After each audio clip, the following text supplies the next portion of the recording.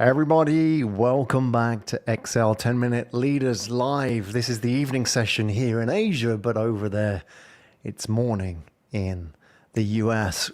I'm Graham Yeah, Brown, joined in the studio by Noa Ronen. Noa, welcome to the show. thank you for having me. That's exciting. And good evening, good morning, Good good afternoon. morning, wherever you are in the world. You, with a name like Noa Ronen, people may actually detect you're originally from where and where are you living now? So what's the Yeah, story? I don't think I have that typical accent to where I come from. So people always get confused. So sometimes when I speak to an audience, I say, now I'm going to answer a very urgent question. Where is she from? Because I want to take it from the conversation. So I'm originally from Israel. But in the last 15 years, we live in the US, started in New Uh-huh. York City and now in North Carolina. So that's Yeah. where right now, Raleigh, You don't North. have a strong Israeli accent, so No, it's it's weird. softened. People can't put their finger. Yeah, it's been living in North Carolina. They could do strange things to your accent up there, I'm sure. So, all Yeah, right. No, we've got 10 minutes together. Are you ready? awesome. I'm ready. Let's Yeah. do it. So let's get the formalities out the way. Noah, business cards. Do you have one? What does it say on yours? I didn't use it for a long time since we are in the COVID. So I love this question. I think it says, I'm the key to your leadership or something with the key. Yeah, so I'm a leadership and executive coach. That's what it says. And yeah, very simple. It's it's a mini card, which I really like, and it has a key on it. So that's me. What does a leadership coach do, Noah? That's a great question. And coaching is very confusing, right? What's the difference between all the different things? So it's really leadership coaching is taking you from where you are right now with your leadership to where you want to go in the future. And it can be a lot of different things for different people. And my focus is on what I say, the being of leadership. How can we stop doing leadership and focus only on actions? And bring more awareness to how we do things or how we avoid to do things so we can create the actions we want to see. So the difference between being and doing leadership, explain that to me, because that seems quite interesting. Like, I imagine that's where people go wrong, isn't it? I don't know if there is right or wrong. I just expand the conversation in a way because what I find that there is a lot of focus on actions. There is those steps and the other steps and the actions that make you a good leader and the actions that don't make you a good leader. And by the way, it's everything around life. You can look at it with parenting or anything having your own business. So it's kind of like the same. We want to change some actions and we get frustrated because we don't see new actions. And actually, for me, it started the first time when I moved from Israel to the US because all the actions that always worked for me, and I know from our quick conversation before you lived in different countries, suddenly all the actions that worked for me didn't work for me anymore. And I tried to repetitively repeat them to see the results I saw before, and I couldn't. And many times in those transition points, when you are being promoted, when you lead a change, when you move from one country to another, that happens a lot in leadership too. Suddenly, all the actions that brought you to where you are don't work for you anymore. And that's where I bring the being of leadership and understanding what's that other energy that I believe we all have and how it impacts us. So when I talk about being, because that was your question, I believe that we have two energies. One is the doing, the actions, and the other one is the being. And the being, as I see it, consists of emotions, thoughts, the mindset, the fears, the hopes. And it's easy for me to explain it from sports. You can have two tennis players. They have the same. They do the same, but one is winning the game because of their being, and one is losing the game because of their being, because they have some beliefs and some perspectives about how they play the game. So for me, that's the being, and that's the conversation I'm having with people. What happens to you when you see that email from that person that triggers you so much? What happens to you when you don't speak in the meeting because you believe something is happening there? What is holding you back from saying something or doing something? And that's not the actions. That's what happening right in the background.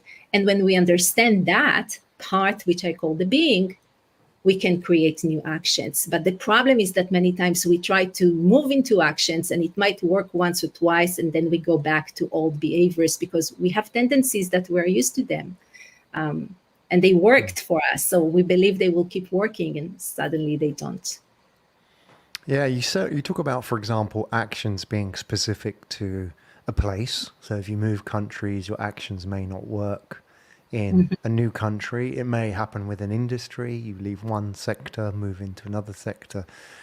I imagine also now that this is something people are experiencing with the new normal. I said it, Mhm. now that work has changed, business has changed, communication has changed. Many of the actions that worked once now don't work. So Yeah. now we have to go back and say, well, actually, you can't apply the old way of doing things. Now you have to sort of do the inner work, which is what you're talking about, the being part, right? Yeah, So, and it shows up in so many different layers, right? All organizations that said we will never let you work from home, oops, we can, right? yeah. And there is this hybrid things, and how are we going to do that? And all those changes, by the way, bring a lot of emotions. And I see people come to me exhausted when they lead people or when they do their work, and they say, I don't understand why I try to push actions and it's like it's like you are pushing the gas and the car doesn't move. Yeah. You're on parking, so that's that experience they're having, and they realize that this is just a moment to be with the emotions and with understanding of all the changes that are happening and get used to them. And even as I say, dare to have the courage, I encourage them to find that courage to go and share that with their people, that I really want to move, but I can't right now because there are so many changes happening. And that's what happens many times in change, that the being is taking over, and it's very hard for us to move into actions. So many times when I sit with leaders, we try to really look at what's happening there in the change, that people are stuck in their being. I call it the being of the system. And we are trying to move them into action and they don't want to move. And they will even stop us or slow us down when we are trying to move too fast, or how it impacts me as a human being. And that I cannot move right now. And it's just time for me to be and be okay with not moving because it will change. It's energy. That's why I call them energies. What do you find with leaders tend to be those frustrations that they're feeling at the moment? I imagine you probably hear a lot. There's probably a list of 100 things that are top of mind now, Mhm. and they all come in different forms. What would be right at the top? What are the concerns, worries? What are keeping leaders up at night now in 2021? A lot of because of the shift of how we do things. Before there were a lot of informal conversations, right? We would water fountain conversations, the coffee conversation, just tap to someone and say, let's go have lunch together or get coffee together. And suddenly I can't. So there is the burden of a lot of meetings, that the back-to-back meetings. And on the other side, how do I support my people when I don't have that informal time and I can create that space to make people know that I'm there for them, or I hear them, or I see what's happening with them. And that's where we start bringing that being part, of how can we take maybe some of the meetings and shift them to just let's see what's going on with us or what's going on with your family.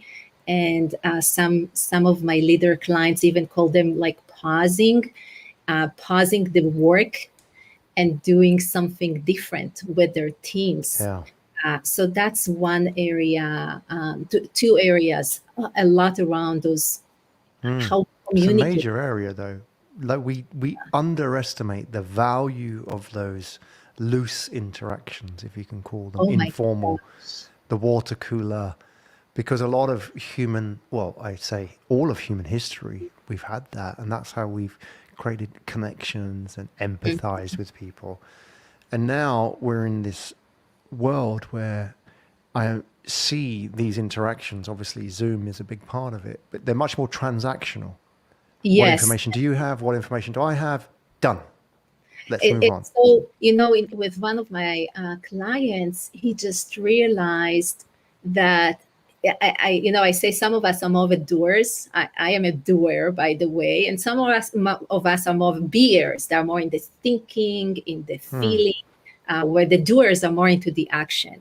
And what we realized is that the Zoom, as a person who loves talking with people and have those water cooler conversations or coffee conversation, that leader became transactional with the Zoom, and suddenly it hit him and he said, oh my gosh, that's what I do. My Hmm. Zoom meetings became just about like wham bam, like let's just kill all the things we need to talk about, and that's it. There were no kind of like human conversations in a Hmm. way. Hmm. So it was a moment for us to pause and realize that he needs to start doing something differently in the Zoom Hmm. meeting. So that's so true what you're saying, that the Zoom makes it more transactional. Hmm. And I lived the Zoom space for a long time with coaching. But it's so interesting to see what's happening when we learn this new skill. Hmm. Now we need to bring a new mindset or a new way of being to Yeah. how we work with it and how we work with people when we um, work with them remotely. Hmm. Yeah. I like this idea of pausing. That's something I'll think about and reflect on. And certainly, I think people listening can think about that and the value of it, because it doesn't seem productive, and yet it completely is the most important half an hour of your day, or whatever you do, put that time aside. It seems something that we could all learn from. Noah, we are out of time. I want to actually, Oh, but before I let you go, I want to ask you one last question, because it's a special day today. I learned that it's United Nations World Youth Skills Day, which is mm, kind of a cool subject according to the UN. hmm. What would you teach on World Youth Skills Day if you had to teach the next generation of leaders, Oh, all the I love young people out there? If you only had 30 seconds, what would your subject, not for the actual the teaching, but to summarize it, what would you teach them? Oh my gosh, I have two teenagers in the house. So what comes into mind is that there is no right way to do things. Hmm. I think there is a lot of intention, especially on the youth, that there is the right way of doing things. And that's why I say the problem is not in the problem, but the problem is that we're stuck with a solution. Hmm. And we hear the adults saying that many times there is just like this one solution of solving their problems. So what I try to teach my kids is that there is no one way. And if you're stuck with a solution, it means that you need to think differently. So again, the problem is not in the problem is in the solution. Awesome. That is a great lesson and well summarized in 30 seconds, like a pro. Noa Ronen, everybody. Where do we find out more about you? My first name and last name, it makes it easy because you can see it. So it's noaronencoaching.com, or just look for me on social media. I'm very, you can learn more about me on LinkedIn at the handle Noah R Coach. Fantastic. Noah, thank you for joining us today. Thank you so